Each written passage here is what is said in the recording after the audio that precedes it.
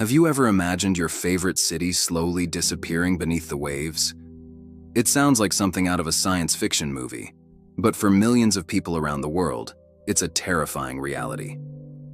Today, we're diving deep into the phenomenon of sinking cities, exploring which major metropolises are at risk and why this is happening. Let's get started. Let's start our journey in Asia, a continent home to some of the world's most vibrant and densely populated urban centers. Unfortunately, many of them are in a race against time. Take Jakarta, the capital of Indonesia. This megacity is sinking at an alarming rate, one of the fastest in the world.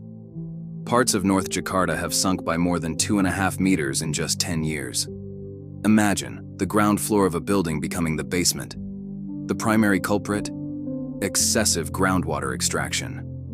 For decades, millions of residents have relied on wells for their water supply, literally draining the aquifers beneath the city. As the water is pumped out, the land above it compacts and subsides, like a giant sponge being squeezed dry. The sheer weight of relentless construction and skyscrapers only adds to the pressure, accelerating the process. The Indonesian government is so concerned that they've initiated a plan to move the nation's capital to a new location on the island of Borneo. Not far away, we find Bangkok, Thailand. The Venice of the East, famous for its canals and temples, is also sinking. Much like Jakarta, Bangkok's rapid urbanization and historical reliance on groundwater have caused significant subsidence. Although the government has taken measures to regulate groundwater pumping since the 1980s, the city is still sinking by about 1 to 2 centimeters per year. Compounding the problem is its location on soft clay soil in the Chao Phraya River Delta, just 1.5 meters above sea level. This makes Bangkok incredibly vulnerable to rising sea levels and more frequent intense flooding during the monsoon season. The city is in a constant battle, building higher flood barriers and exploring innovative water management solutions to stay afloat. Next, we travel to Ho Chi Minh City in Vietnam.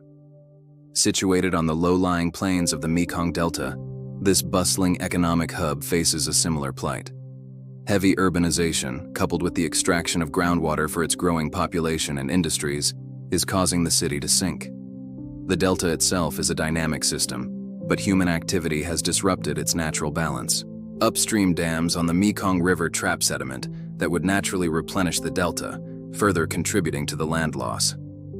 For a city that already experiences severe flooding during the rainy season, every millimeter of subsidence increases its vulnerability, threatening homes, infrastructure, and the livelihoods of millions. The combined threat of sinking land and rising seas paints a precarious picture for the future of southern Vietnam's largest city.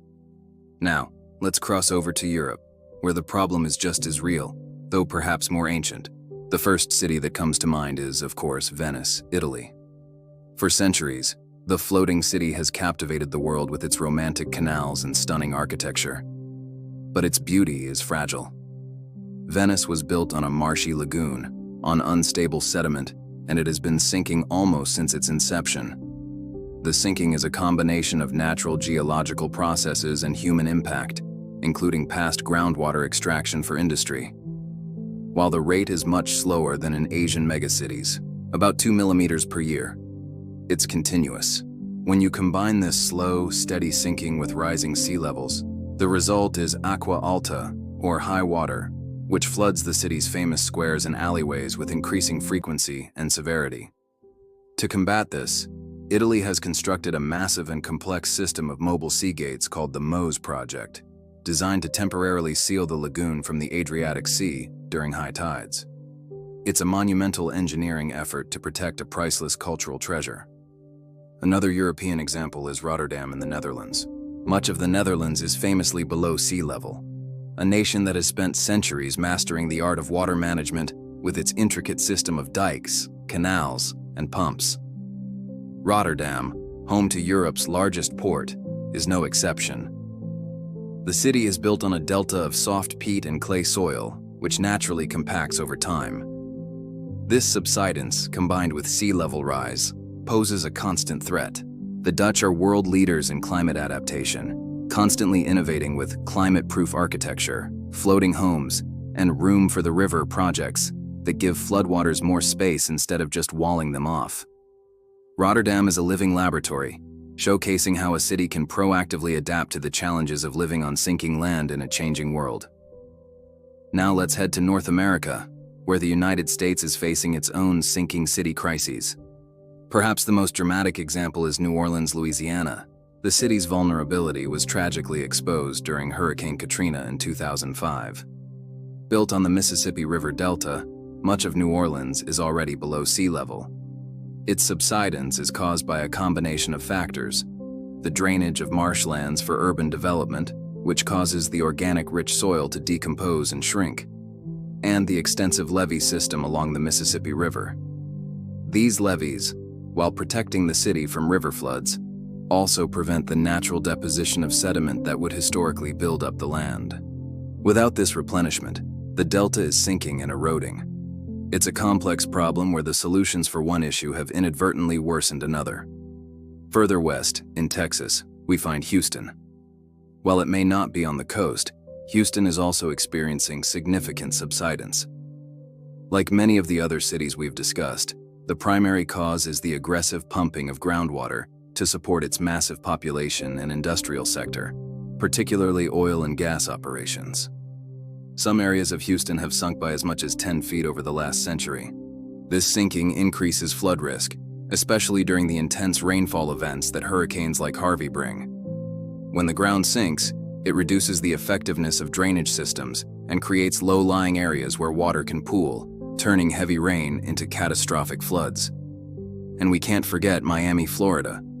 While its sinking is less about groundwater extraction and more about its fundamental geology, it is one of the most vulnerable coastal cities in the world. Miami is built on a foundation of porous limestone. Think of it like a hard sponge. This means that as sea levels rise, water doesn't just come over the seawalls, it also comes up from below, through the very ground the city is built on. This makes traditional flood defenses like barriers less effective. Even on sunny days during high tides, streets in Miami Beach can flood with seawater bubbling up from storm drains. This phenomenon, known as sunny day flooding, is a stark preview of the challenges ahead for Miami and other low-lying coastal cities built on similar geology. So, as we've seen, from Asia to Europe to North America, the ground beneath our feet is not as stable as we might think.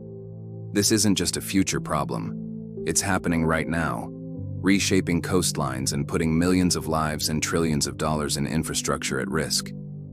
The common threads are clear: excessive groundwater extraction, the sheer weight of our ever-growing cities, the disruption of natural geological processes, and the overarching, accelerating threat of climate change-induced sea level rise. But it's not all doom and gloom. The stories of these cities are also stories of human ingenuity and resilience. From the massive engineering projects in Venice and the Netherlands to the difficult decision to relocate Indonesia's capital, people are taking action. Cities are learning to manage their water resources more sustainably, invest in green infrastructure, and design for a future where water is a much more present part of urban life. The challenge is immense, but it's one we must face head-on. The fate of our greatest cities depends on the choices we make today. What do you think? Is your city at risk? What solutions are you most hopeful about? Let us know in the comments below. We'd love to hear your thoughts.